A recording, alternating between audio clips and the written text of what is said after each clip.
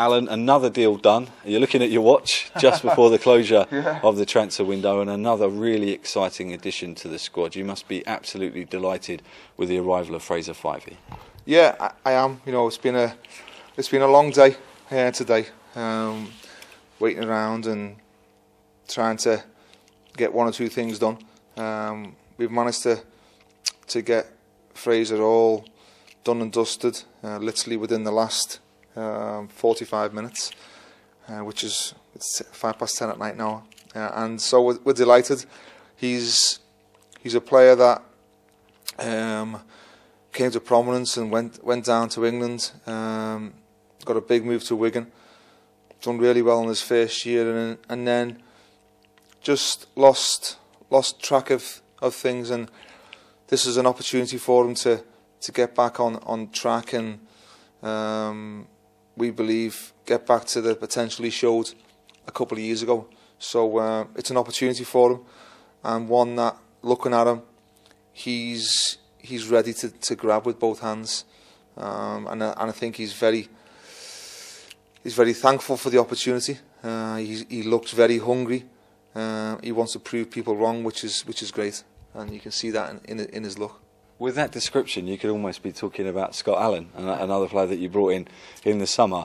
Lots of talk during the final day of the transfer window about Scott possibly leaving the football club. But just to clarify and set the record straight for the benefit of our viewers and Hibs fans everywhere, I mean, he's staying put, isn't he?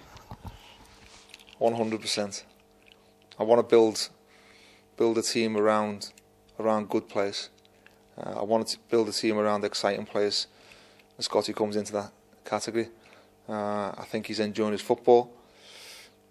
He tells me he likes me, which is important. I like him, and we've got a good relationship. As long may that continue. We rejected a bid. It's irrelevant whether we thought it was right or not, because as far as we were concerned, he was never going. So that's the truth of the matter. We're very excited, and I think it says a statement from the football club about what we want to do here. It's a measure of our progress as well, because it's the first time for a very long time that we've allegedly fended off proposed bids from other clubs for our players. I can't recall that happening for the last sort of 4 or 5 years. So that kind of shows how far we've come as a team as well. Yeah, well, I want people to try and make bids for a lot of our players, because it means we've got good players, and that's the sign of a team that's doing well. And it's no surprise, doesn't surprise me that there was offers for one of our players, which is great, But I think it's even better the fact that we're not in a position that we need to get rid of him. I think today was a defining moment for the football club. Because we're obviously talking about a situation that didn't happen. Let's go back to a situation that did. The arrival of Fraser, a Scotland under-21 internationalist who burst onto the scene with Aberdeen as a 16-year-old. Do you feel that you can really harness his potential and make him step up and onto the next level? I hope so. But the one thing that we need to be very careful that we don't do is that just because what happened with Scotty doesn't mean that'll be the same case with Fraser. There's no pressure on him, from my point of view, to be another Scott Allen. Fraser's got to be another Fraser. He's a different type of player. What I'm prepared to do is give him an opportunity and give him a chance, and he has to. And I know for a fact he's gonna knuckle down, and he's gonna work really hard to take that opportunity. I can see, just by looking him straight in the eye, that he's thankful for the opportunity. It's a really another exciting signing, one that had quality.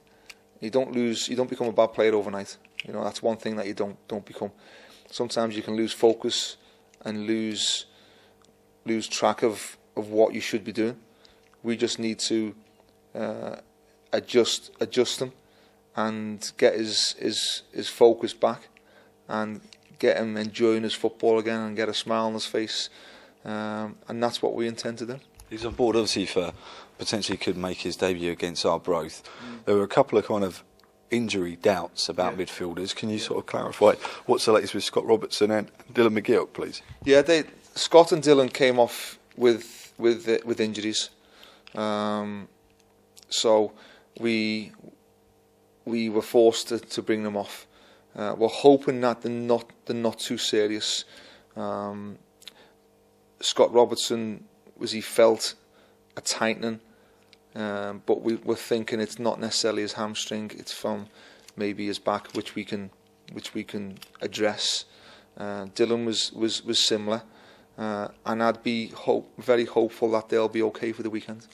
Obviously Fraser then comes into the mix as well, so perhaps there's not so much of an urgency to get them back fit. It's a case now of, you've got real quality waiting in the wings. Yeah, what we're trying to do is we're trying to provide real competition for places, and the fact that Fraser's is another addition to the squad adds competition for places even more, and that's what we want. We want a real healthiness about the group, and I feel as if I've got that.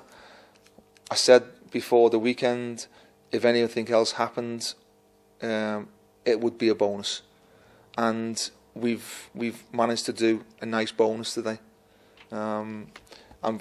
Everything else, as far as I was concerned, I'd done all my business early on, and we were still active right up until the deadline, clock ticking away, and that's all credit to the board for trying to support me as much as they could. And lastly, just one final day departure with Paul Heffernan. He's now gone and joined Dundee. Obviously, he was a good pro, wasn't he? It just obviously didn't work out for him. But Hef was a brilliant lad. He was a great pro.